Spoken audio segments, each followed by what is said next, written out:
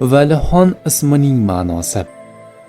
Ushbu Valixon ismi asosan o'g'il bolalarga qo'yiladi va bu ism arabcha, turkiycha bo'lib, quyidagi ma'nolarga ega.